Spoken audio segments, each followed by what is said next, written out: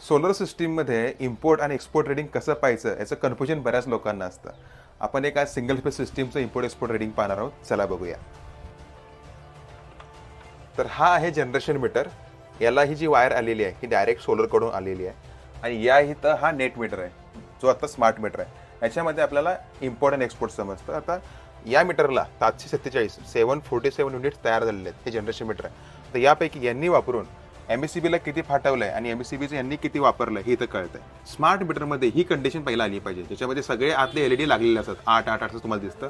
याच्यानंतर serial number येईल, त्याच्यानंतर डेट येते आणि टाईम येतं. आणि टाईम आल्यानंतर लक्ष ठेवायचं, पहिलं रिडिंग जे येणार आहे हे इम्पोर्ट असतं कधीही. म्हणजे 315.5 युनिट यांनी MSCBचे वापरलेले आहेत. याच्यानंतर जे रिडिंग येतं EXP एक्सपोर्ट किंवा डावीकडे बाण असतं 711 युनिट यांनी MSCBला पाठवलेले आहेत.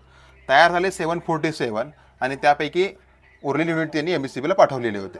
तर या ठिकाणी तयार झाले 748 युनिट्स. आता त्यापैकी इकडे बघा एक्सपोर्ट आहेत 611 युनिट.